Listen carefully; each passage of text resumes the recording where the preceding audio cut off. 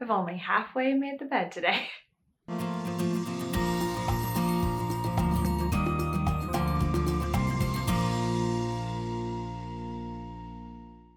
Hey everyone, it's Natalie, also known as Knitty Natty. Welcome to episode 105 of the Love and Stitches podcast. Today is Tuesday, May 25th, 2021. It's the last podcast in May, which should mean that we're finishing some things up for the next month, but I've got some big projects going on. And to be honest, I didn't have a lot of knitting time in the past week because I've just been really busy. I feel like I've been on my computer every day, all day since we got back from Texas and Florida last week, and that is pretty much true. But don't worry, I did do some knitting. I even started and finished something, kind of. We'll talk about that in a second. Anyway, it's a gorgeous day outside. Over the weekend, it was 90 degrees here in New York City, which is just crazy. It's so hot and so muggy. In the almost summertime. I know it's not technically summer yet. It was super blazing hot over the weekend. We had some fun. We went to the zoo, went to Central Park, so it was great. But gosh, it was hot. And then all of a sudden, yesterday, Monday, it's like 60 degrees and cloudy, and like the wind had like a chill in it. It was cold. Today it's nicer. It's like 70 and sunny, and I love it. If I was in Texas right now, I would be sweating like crazy. Actually, literally, well, no, it's too late right now. It's 6 p.m., but an hour ago in Texas, I would have been doing my car line duty, getting sunburned and sweating. So can't really beat it. You are going to hear a lot of car traffic below because it is later in the day than I normally record this. But I think the light is very nice at this time of day. So this is kind of good, right? You win some, you lose some. I will try my best not to do any more podcasts during traffic time. So if you hear like honk honk, yeah, that's what's happening. Many floors down below on the street. Noise just travels like that. Okay, so I am very excited because this podcast is a collaboration with Camilla of the CAMIJOKNIT podcast. Actually, it's CAMIJOKNIT. I don't know. She says it so beautifully, and I listened to her say it like 20 times, and I still can't say it as beautiful as her. So you better just head over to her channel, which I'll have linked down below and up here, and check it out. Camilla is a podcaster and knitwear designer living in Denmark with her husband, her teenage daughters, and she's got a dog just like me. She works part-time as a teacher, but she is a knitwear designer. She's got over 40 patterns, and I'll have her website linked for you guys too. She does beautiful, beautiful patterns. She has been designing for 2.5 years. Amazing. And she just started her YouTube channel a year ago. She's actually celebrating her 1-year anniversary on the day this podcast comes out, on Thursday. And she'll have a podcast going up tomorrow, Friday, celebrating like her 1-year anniversary and everything. And she's going to be giving away some of my patterns over on her podcast. So go check that out if you want to win one of my patterns. But today in my podcast, I'm going to be giving away 5 of her patterns to 5 lucky winners later on. So make sure to pay attention later on in the episode and enter to win if you would like to win one of her beautiful patterns. So go check her out, Camilla. She's lovely. She's got a ton of great podcast episodes. You can, catch up if you want to, or start watching with her starting tomorrow, since she's like, it might be new to you as a podcaster, but she's a lovely person, and go check her out. I think you're really going to love her. Okay, let's talk about whips. You like my project bag? Okay, so I sort of have a finished object. And I'll explain why it's only sort of a finished object. Okay, first of all, do you remember, I don't even know what month it was last year, that I was like, I'm gonna make a bunch of mini yarn cozies out of this rainbow mini collection that I have, and then I made like 3 and then I stopped. Raise your hand if you remember that.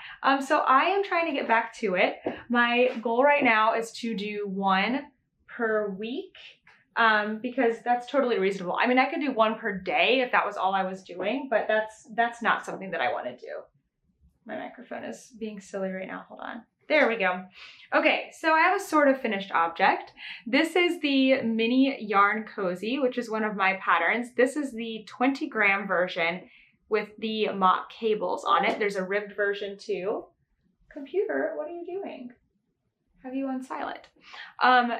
It's the mock cable version. These are really fun to make, great for using up leftovers. They don't take up a lot of yarn at all. And you can see I have this much left of a 10-gram ball, right? So that's a lot. So I finished this off this morning while I was editing another video. And then I realized I was about 4 rows too short. I compared it to one of the other ones and I counted the little cables and I was like, oh, I haven't knit this in a while and I did not do it right. Even though the math was simple, I was supposed to do 24 rows. It's a 4-row repeat. I should have 6 cables. I did 5. So I just left the ball attached, and later I'm going to take this out, knit those last 4 rows, and then reknit the I-cord bind off at the top, and then it will be done. So it's an almost finished object. So hopefully next week I can show you this one actually finished, plus one more. So I've got these beautiful minis. Let me get them out of here. Show you what I've got next. I really should get a real project bag for these, considering that I have a whole basket stuffed full of project bags. Let me just get all of this out of here. Okay. I am better than this Ziploc bag. You know, Ziploc bags just really work nicely though, don't they? And you can see what's in them. There's something to it. Okay, so here's some of the ones I've made so far. I'm kind of alternating, like some of them are going to be just the ribbed version, some of them are the cable version, and I've stuffed their, like what's left inside of them just to keep things organized, keep them all together. So I've actually done 6 so far. There's one more that is not in here because I think it's this color actually. I think I put it away where all of them are going to go eventually in like my drawer. And so this green color that I just worked on, I had the tag for it. And Toaster, where's the tag? It's the one that looks all raggedy. Maybe it's this one? Yeah. Can you see how that's like a little bit messed up right there? Like nothing has been highlighted. Oh yes, no, something has been highlighted. Just kidding. It's a little messed up right there because for some reason, when I left this on the couch, Toaster thought it would be fun to chew on it. He took it from the couch and brought it in here into the bedroom. He's right here. See, I told you, half-made bed. We're getting there. And he just started kind of like chewing on it. I mean, he didn't really do much damage to it, but it's so unlike him, so unlike him. So this green color is called Cricket. These are from Sun Valley Fibers, and I got them as a pack. So the ones that I haven't worked with yet are right here. Oh, I am getting close. I've only got, I could finish this by August, no, by July. Hopefully by August. These are the ones that I have left. Gosh, some of them are really deep and they're hard to show on camera, but aren't they gorgeous? They're so beautiful. So they're only 10 grams, so I've just been winding them and making them up. When I first bought this, I thought I would make a sweater that had like thin rainbow stripes contrasting with like a light gray color, and I just never did. And so I decided to work these up into mini yarn cozies. So there you go, mini yarn cozy. You can also make 50-gram or 100-gram ones. I've got all of those patterns. So I will be refinishing that here, maybe even tonight. Okay, now I have some whips to show you. Oh, like I said, I did not knit a lot this past week. We got home on Wednesday and I I kind of like reset our house, you know, did laundry, all that stuff. And then Thursday through today, which is Tuesday, I have been like on my computer like 8 hours a day, working on things, getting things organized and ready. And just like, I've been using this energy that I've had to like do the things that I have been not able to make time for, if that makes sense. Like, I don't know. I just have like this energy now and I'm like ready. I like feel like myself again and I'm going for it. So I've been working my little tail off, which means that the knitting has not been getting done so much. Actually, my knitting has been rather frazzled, whereas my work has been more clear cut. Isn't that interesting? It's just like different times of like the month or the year just are like, things can change so much. Anyway, here's another project that I have been working on because it's in a simple spot and I can do that right now. This is my summer sorrel. It's a pattern by Wool & Pine. It's gonna be a short sleeve sweater. So I've got the yoke all finished. I had that last week, and then I've been working on the body, and I've only done about 2 inches maybe. There's my cute little cake, my confetti cake. So I've done a couple of inches, and I've done a couple of increases too. I figured out the math for to do some A-line increases because my body definitely gets bigger as I go down. And so I've done a couple of increases, and I just have like, I think I did the math. I think I've got like 16 rounds, and then I'm gonna start fading in my third color, my third and final color, which is this purple. So that's gonna be really fun. So here's something that I would recommend if you're gonna make this pattern, if you're gonna make it faded. So the option, there's lots of options here. You can just do one color, that would be beautiful. I decided to fade mine, and the pattern instructions have you start fading halfway through the yoke. And I know why they did this. They wanted you to be finished fading, see how I finished fading, before you separate for the sleeves. Because if you didn't, that would mean that when you come back to the sleeves, you're gonna have to continue your fade, which is, you hear that? Which is kind of a pain, but it's doable, right? And I wish I had done that, because now what I'm gonna have is, well, first of all, I have a ton of yarn left on this first color. This color is called Loyal, by the way. Oh yeah, I didn't show you my yarns. These are all from Yarn Over New York, and this one's called Loyal. I have a ton of this left, and it's not gonna be very proportionate to the other colors. Like, I think I'll only have, what is this, 2.5 inches of just the first color, and then the second color I'm gonna end up with like, I don't even know, like 7 or something.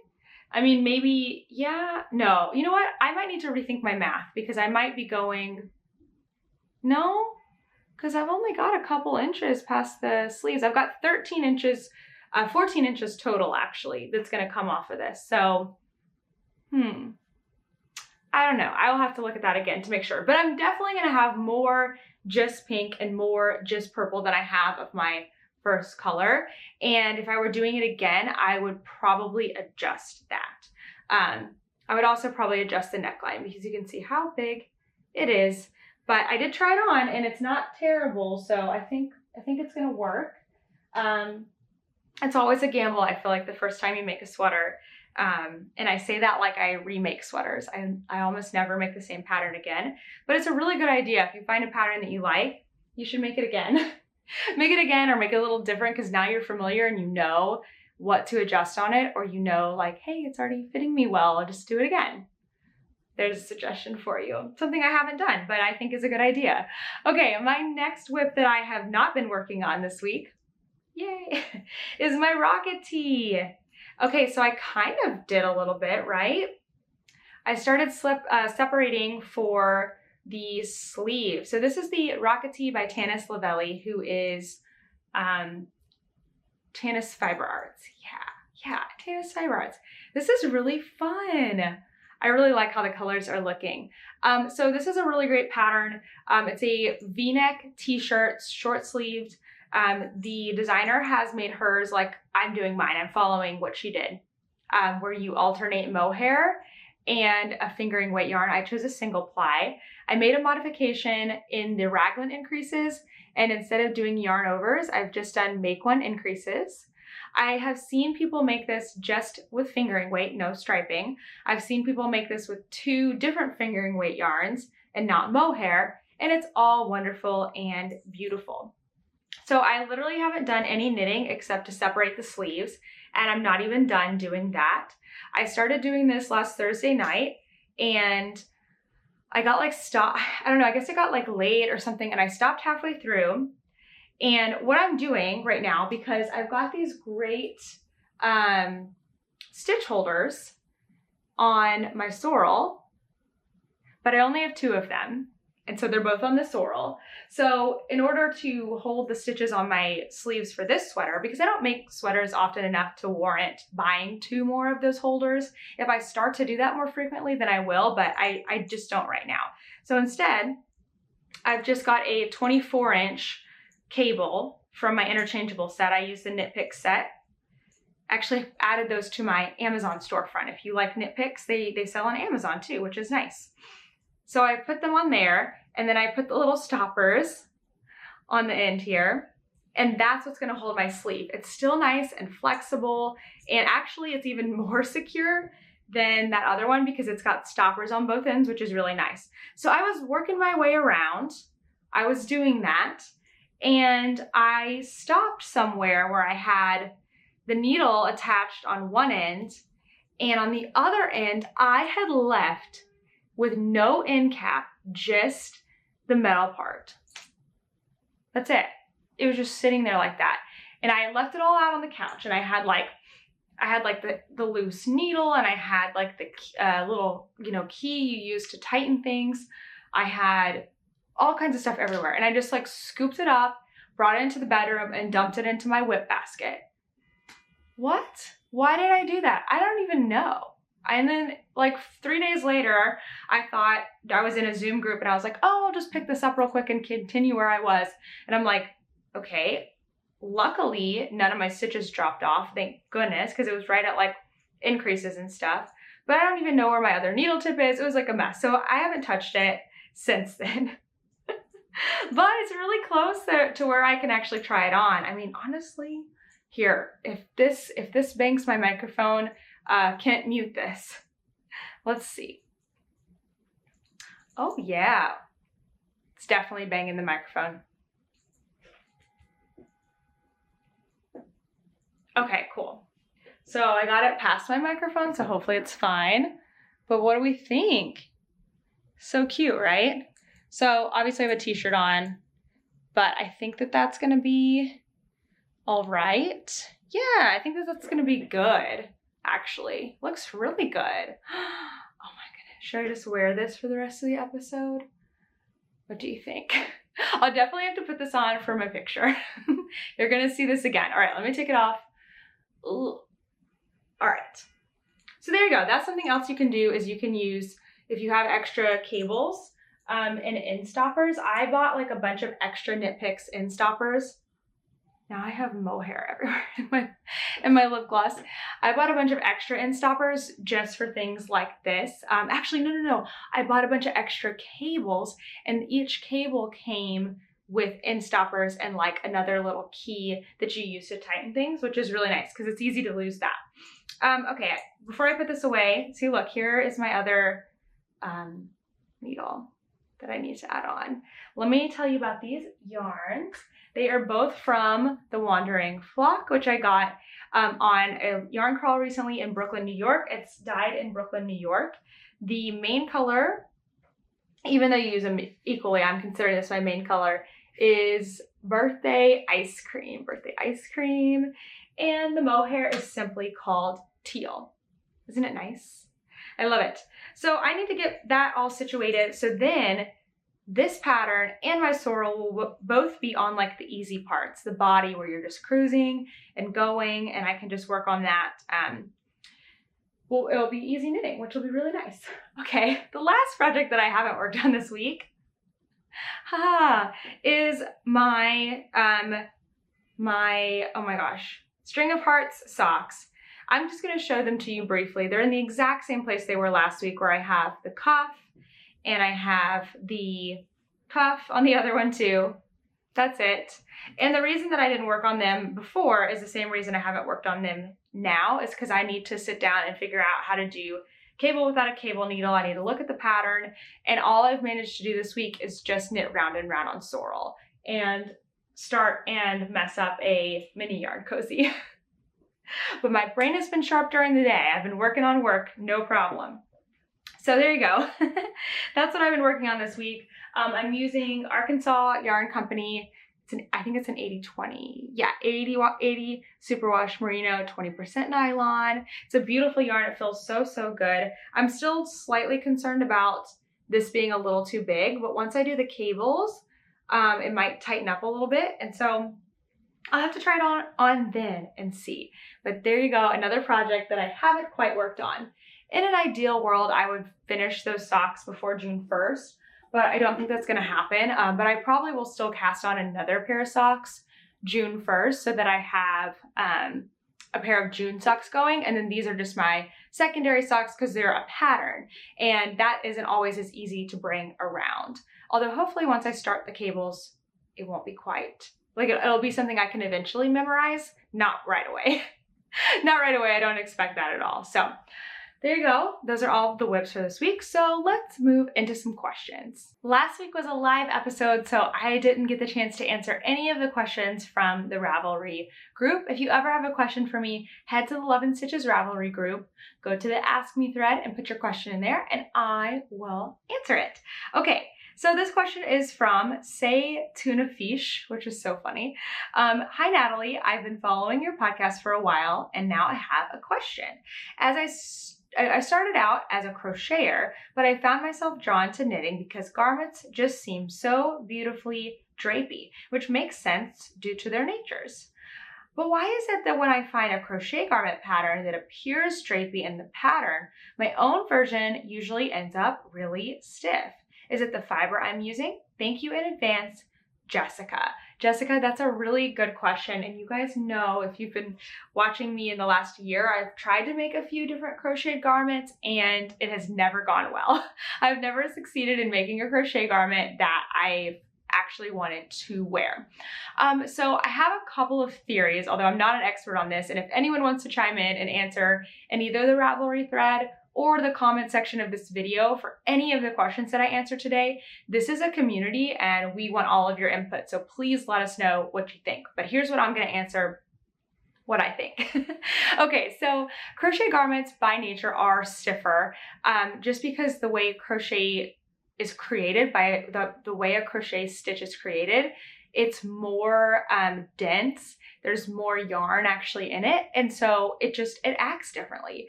And crochet can lend itself towards certain things and look better. Like crochet to me looks better for a toy, a three-dimensional shape.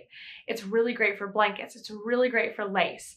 But garments are like tricky. Now we have some really brilliant garment designers that have made really gorgeous crochet pieces, but sometimes what you see in a picture isn't always what you get. And it could just be that. It could be that the picture is a picture. That's what it is. And you can't really tell like that actually it's really tight and really stiff on that person's body. It's hard to tell what it actually is like, but if you're noticing like a friend's crocheted piece is really nice. I got cut off. Camera. If you're noticing that a friend's crochet piece is really drapey and yours is not, then it could be a couple things. So one, it could be just like the yarn that you chose in like weight. Like, are you using the same weight yarn? And sometimes a yarn that's labeled like fingering weight is actually different weights. It's different gauges. One might be 7 stitches to the inch. One might be 8 stitches to the inch. That's a knitting gauge, and it makes a big difference because one yarn is actually thicker around than the other. And so it can make a big difference in your crochet garment. The other could be fiber for sure. I've noticed that when I use man-made fiber, like acrylic, it doesn't have the same, like it doesn't look or feel or behave. That's the word I was looking for. It doesn't behave the same as a natural fiber. Sorry, it's the mohair. I shouldn't have tried it on. Now it's everywhere. Okay, get off of me. So it could be a combination of those things, like your gauge and the fiber and everything like that. But it also could just be the way that it's designed.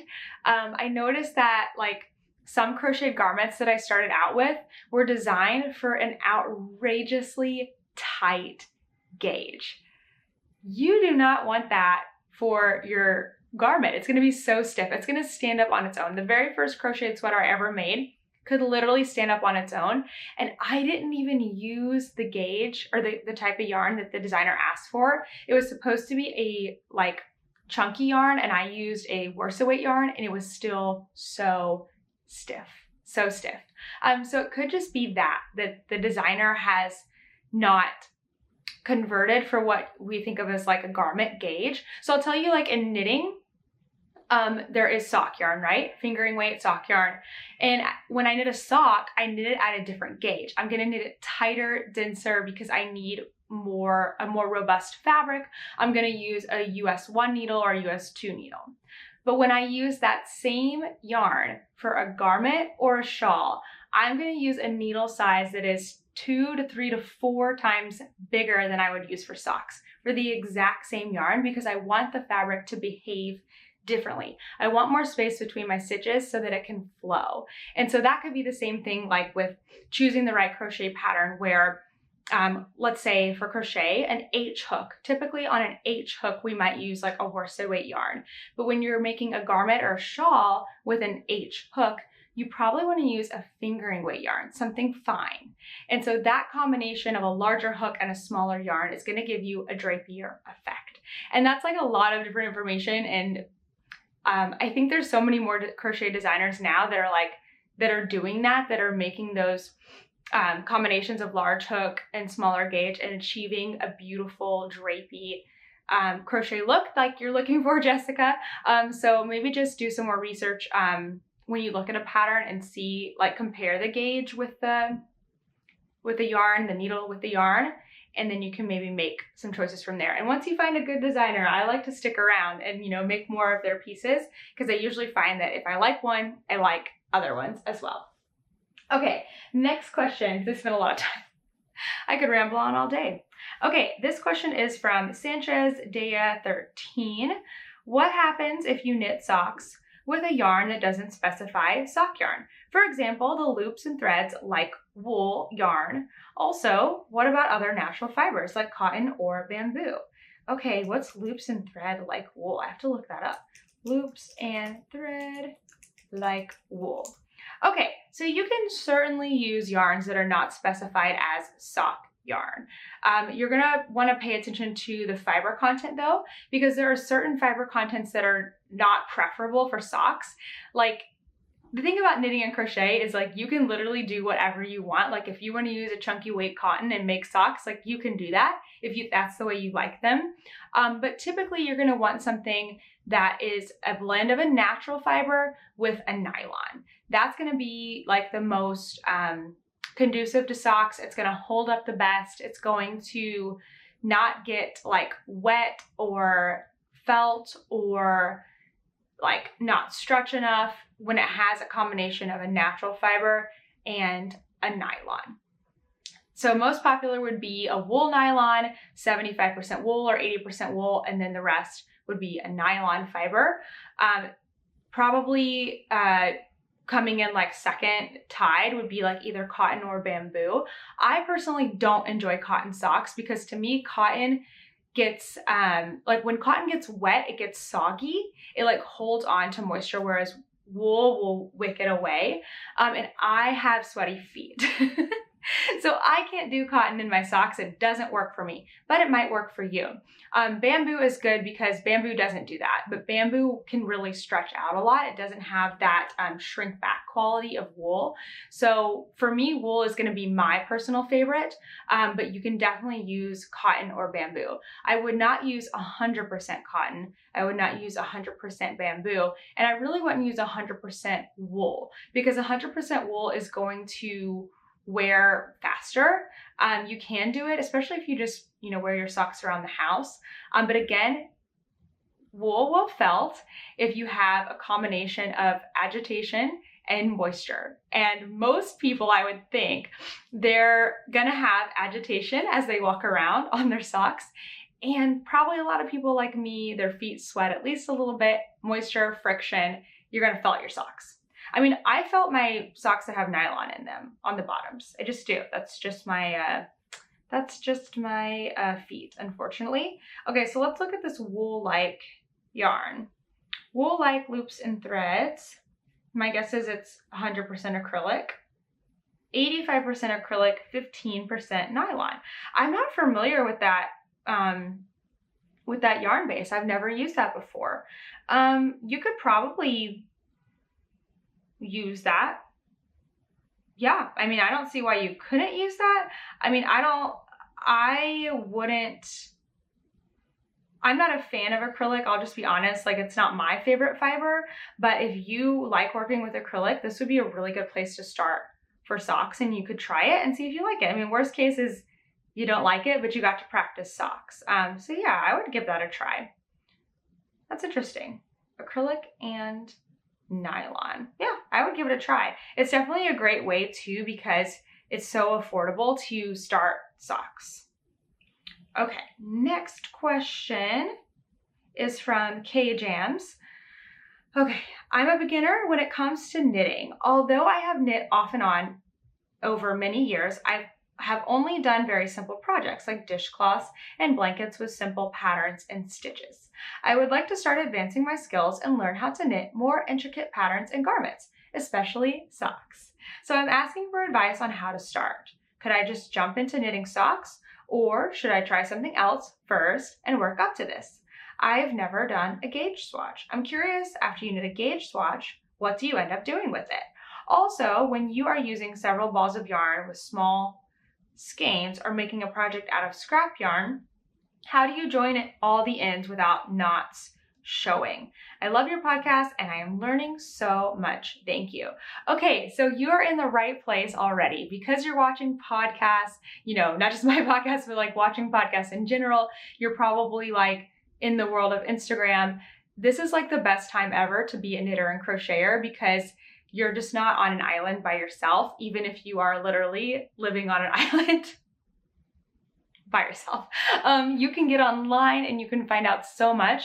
And just like, you know, if you do have a yarn store in your area and they're starting to open back up, I would highly recommend going to like an open knit night, and just being around other knitters and crocheters will help you improve your skills so much more, I think, than just like taking a class or whatever. Like those are good things too when you're like, okay, I know I want to learn X. I want to learn to knit socks. You take a class, but just being in the environment, you learn so much that you would never even know to ask. So you're in the right place. So let's start with your first question. What should you do next? You've knit rectangles and squares. You've knit blankets and dishcloths. Excellent. You're ready for the next thing, which I would suggest to knit in the round with a simple project before you do your first sock. So I always teach people to knit crochet or knit crochet on like something very simple, like just a rectangle, just a square. You can make a lot of things out of rectangles and squares, blankets, scarves, dishcloths, etc. The list goes on and on. But after that, you'll want to jump into some three-dimensional knitting, which would be like knitting in the round. And I think the best place to start for that is a hat. The reason being is that you can use circular needles, a 16-inch circular needle, and you can practice casting on a lot more stitches than you would have done, well, probably not for your blanket, but for your dishcloth. You can practice joining in the round, knitting in the round if you've never done purl before, which it sounds like you have because you've done different stitch patterns. You can practice knitting and purling together, and then you can practice decreasing. When you get to the top of your hat, everyone's going to tell you to use double pointed needles, and I would say don't because unless you really want to learn double pointed needles for socks, I would get to the top of your hat and I would learn how to do something called magic loop, which is what I'm doing for my socks here. It's where you use a long needle to knit a small circumference in the round. You can do this on anything, including hats. So you knit your hat, you get a circular needle, 16 inches, knit your hat, you start doing the decreases at the top of your hat, and you practice magic loop. After you do that, you are ready to dive into socks because, I keep picking this up, a sock is like a tiny baby hat when you start it out. If you start it from the cuff down, it's like a tiny baby hat. Literally a hat would just be going this way. From the brim up, you do ribbing, you do stockinette, you do decreasing. Sock, from the cuff down, you do ribbing, you do stockinette, and then you do decreasing and other stuff for the heel. It's a little more advanced, but it's like building on those skills. So that would be my order. I would say do a hat next that's knit in the round. practice magic loop, practice decreasing, and then you're ready to do a sock. You're totally ready. Okay, next question. I've never done a gauge swatch. I'm curious, after you knit a gauge swatch, what do you end up doing with it? Okay, so everyone has different opinions on this, because some people might feel that they really want to save every piece of knitting that they ever do. They might want to just not be wasteful, whatever it is. What I do with mine is I take them. So here we go. Here's my project, right? Here's my project. I have my yarn inside. That's not clipped down. Hold on. Clip that down. And then underneath my yarn, in the very bottom of my project bag, I keep my swatch. I keep it for a few reasons. One, because it's pretty. Here's my swatch for this sweater. I swatched with both yarns. I swatched in the round, and then I cut the yarn for my swatch in the round method. So I hang on to it because sometimes I need to go back and measure the gauge again. I will sometimes second guess myself and be like, did I actually hit gauge? I don't remember. And I will measure the gauge on my swatch.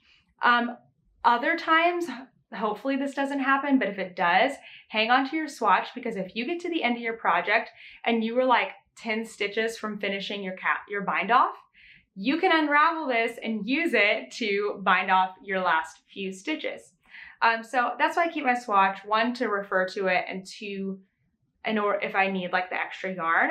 After I'm done with the project, I throw this in the trash can. I don't hang on to it. I used to hang on to them and I clipped them on the wall because they actually really looked like I pinned them on the wall. They looked really pretty.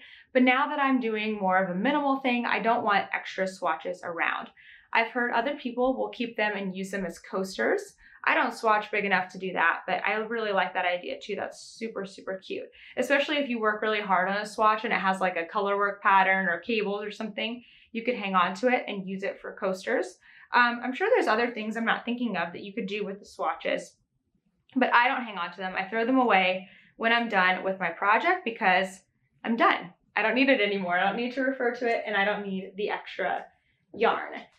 Okay, last question was, when you're using several balls of yarn with small skeins or making a project out of scrap yarn, how do you join all the ends without all the knots showing? So I almost never knot my yarn. Never, never, never. So in my scrappy projects, I will join in my yarn just like I join it into any project. I leave a tail and I will weave in that end. If I can, I will knit over that end or crochet over that end as I join it so that I don't have a zillion ends to weave in. Only one time have I knotted in a project. I did something called a magic knot, where you like overlap the two yarns, you knot it here, and then you pull it together. And I made a blanket that I did like a zillion different scraps, and like it was all joined in different places, and the magic knot worked. I wouldn't do that on like anything really that wasn't like a blanket or maybe a shawl, but that's the only project ever that I have knotted my yarn. I do have a magic ball going where I've just like wound off scraps and magic knotted them, and I haven't made anything with that yet, but I was thinking of making a blanket. When you knot your yarn, you do run the risk, like even more so, of it coming apart. And I also wouldn't want like a knot to be in any part of my garment or my socks, because it would probably bother me, like that texture. So I don't knot things, but I do everything I can to not have to weave in ends like manually with a needle. So there's different things that you can do. Okay, next question is from Knit Get Serious. Hi Natalie, I loved your videos. They're fast becoming one of my favorite things to watch. I'm a relatively new sock knitter, and I've made a pair of socks for my boyfriend, which fit great and he loves. That's an achievement right there. However, he had an accident when he was young, and because of this, he puts a lot of pressure on certain points of his foot when he walks. He's had his pair of socks about a month, and he's worn them quite a lot, but he's already worn holes in the balls of both feet. He's absolutely gutted, and I would love to know if there's a way I can reinforce the balls of the socks when I knit him more to stop this from happening so fast. I use sock wool with nylon, but they've still worn through. Thank you in advance, Emily. Emily, I'm so sorry about that. That's such a bummer, especially when they're your first pair of socks. So there's I know of one thing you can do to reinforce, but I've never actually tried it. So I'm not sure if it's one, like a really, like a fail-proof method, or if it's like noticeable to the wearer. So there is this stuff that you can buy. It is called, we used to sell it at the yarn store that I worked at. It's like basically a very thin thread that you would hold with your yarn when you knit certain points of the sock. So you just like hold your yarn double with this thread. It doesn't really make it like all that much thicker because it's really thin. And I think the thread was just like 100% nylon, kind of like a sewing thread, but just maybe a little thicker. I think we just called it like reinforcement thread or something. And you can knit that when you're knitting the ball of the foot. But then I'm thinking, how would you keep it from going? You'd have to knit it in all the way around your sock for the whole thing, I think, because I don't know how else you'd get it going back and forth without cutting your yarn, because you're knitting in the round. You're knitting a sock in the round, right? You're not going to seam up the sides. So yeah, that's the only thing that I know of for sure to put in more reinforcement on the ball of the foot. But again, I've not tried it myself. So hopefully we have some people in this community that have some good ideas and tips, and they can leave it in the comments or go reply in the Ravelry thread, because I don't know a really great answer to that. The other thing though that I was thinking is eventually you'll probably become really comfortable knitting socks, and you'll have, you know, they'll be coming off your needles pretty quickly because you're going to get addicted to them. I just know it. Socks are the best. And when your boyfriend has more socks to wear, he won't wear down one pair of socks so much. Also, you know, if he's wearing them around the house with no shoes, that can really wear them down even more. So maybe he can wear some slippers. I don't know. These are all like kind of ridiculous suggestions, honestly, but sometimes that helps, you know, like just wearing shoes or having more pairs of socks to wear and like wearing them more sparingly. But I'm really sorry that that's happening. Such a bummer. But keep knitting socks, don't give up, and then hopefully we'll have some more answers. Okay, last question. This is a super quick one. Ottomans asks, will there be a sock week this year? And yes, there will be a sock week this year. Shark Week is happening August 9th, second week of August. So sock week will be happening August 9th. Get ready. Things are going to be a little bit different this year as far as some things. I'll tell you more later. It's all coming. It's all coming. But yeah, sock week is happening for sure. Okay, let's do some news. So new video this week, yarn room tour. I'm finally showing my finished like yarn shelf. It's not a room anymore because I'm here in my bedroom, but my finished yarn shelf. I've got also some stuff like in our closet, how I have everything organized, and I'm showing that off. So I'll link that video for you guys if you didn't get to watch it already. It's actually a pretty quick one for me, honestly, because usually I go on and on about my yarn organization. It's only like 25 minutes, so that's pretty good, right? And then what else is happening this week? Oh, what I've been working so hard on is getting the membership prepped and ready for new members on June 1st. We've been making some changes and improvements, and I'm going to share all of those with you guys on Instagram. But basically, we're adding new things to the membership, like more community stuff, more like FaceTime with me, things like that. So we're changing up the membership just a little bit. And I've been going through the insider waitlist because I'm opening up a new insider group. So only if you are already on the waitlist, I'm contacting you person by person and seeing like, oh, are you still interested? So if you had been on that wait list, you might want to check your email. You might have an email saying, hey, you're in the insider membership. Would you like to join? Or at this time, are you going to pass? Either way is totally fine. And so I'm going through that, working very diligently on those things. So head to Instagram and I will be sharing more about that there. But yeah, so the membership's going to open from June 1st to June 3rd, and then it will close again until July. And we're just going to do that every month so that we can have sort of a new member onboarding period and make sure you guys all, like as new members, get familiar with our group and we don't like lose you in the shuffle. That's what was kind of happening before, which is why I'm just having us add people once a month. What else? Oh, we have a pattern giveaway, and I have some winners for the yarn that I was giving away last week during my 10,000 subscriber celebration. Okay, so let's give away some patterns. So check out Camijo, I can't say it, Camilla's patterns. They're down below, and look at those, see which ones you're like, ooh, I might want to knit that. Check them out down below, and then if you would like to win one of her patterns, I'm choosing 5 winners. This is internationally friendly because the patterns are going to come to you through Ravelry. If you would like to win a pattern, just leave a comment, simple as that. Please just one comment, and I will be choosing 5 random winners before I record next week, and I will let you guys know next week who is winning an awesome pattern. Okay, let me get my stuff together and I will tell you who is winning the yarn from last week. Okay, so here are 2 beautiful prizes from last week. We've got Mandy's Makings wonderful Share a Pair. So one of our winners is going to get to have one of these sent to their house and another one sent to a friend, and then they can work on these together. What was that? I just heard something sound like music. That was weird. So these are the Easter basket Share a Pair, super cute. And then the winner's also going to get this really awesome stitch gauge from Coco Knits. Not stitch gauge, needle gauge.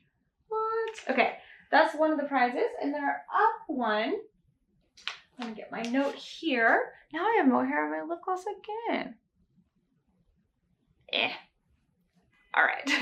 The other prize is from Gaddy Yarn Co. It's this beautiful Son of Poseidon colorway. Don't forget that Ashley of Gaddy Yarn Co. is having a having a sale for us. What? 10% off using the code May10 through the end of May. So I'll put her shop and down below so that you can go check that out. And then you will also get these really cute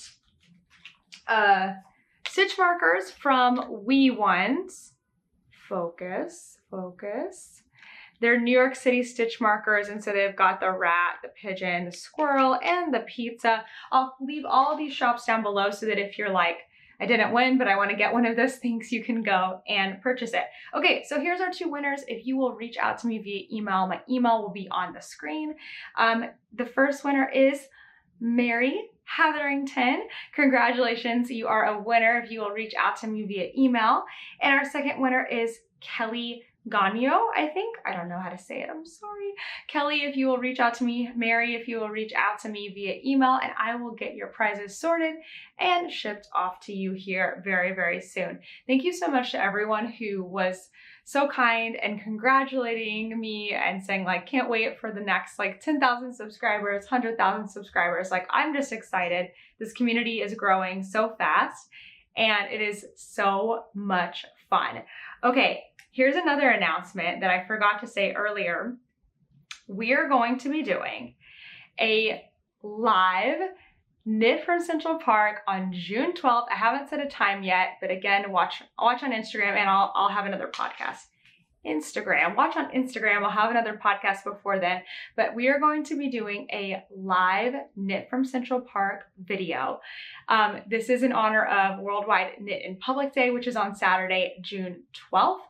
So I'm going to take my little tripod, my phone to Central Park, and I'm going to attempt to do a live video. It's just going to be chat, no podcast or anything. While I'm in Central Park, and I'm bringing you with me, so we're in Central Park. I think it's going to be really fun. I'm going to be knitting, and we'll see, like, I'm going to try to find a quiet spot so I can actually talk. But it would be interesting, right, if somebody like came up and asked what was going on and like I could tell them about knitting while everyone's there. I think it'll be so fun. So Worldwide Knit in Public Day, Saturday, June 12th. More details coming, but we're going to have a live event and it's going to be so much fun. Okay, I think I settled all the prizes here. Email me if you were a winner and leave a comment to win a pattern from CAMIJOKNIT. Okay, let's talk about life. So I am on, this is my biggest update besides working my little tail off and on the computer every day. I am on a really big health kick right now, which is exciting because I have been not on a health kick for a really long time. I love cookies, I love pizza, I love eating whole bags of popcorn by myself, and I think all of those things are good and fine, just not if you do them every day like I was doing pretty much. So I am like reeling everything back in, and I'm really trying to kick my sugar addiction and overeating tendencies. Like I will just eat until I'm full, and you know, it's not very healthy. So I'm trying to reel all that back in. I think just like food has been such a comfort for me for such a long time. It's like, all right, Natalie, let's use like knitting as a comfort, or exercise as a comfort, or friends, or anything. But I'm still gonna eat cookies, so that's not going away. But anyway, so I'm just being really, really mindful, and it's felt really good. Like the first couple days I felt kind of worn out, but now I'm like 6 days in and I'm feeling really good. I'm exercising a lot more and I'm sleeping really, really hard. Like I am tired. Today I did an arm workout and I'm like, I hope I can still knit after this. But it just feels really good. It feels really nice. Like weather's getting nice. I'm like treating my body nice. Like I'm feeling good, and all of that in combination is just doing really great for me right now. So I'm loving that.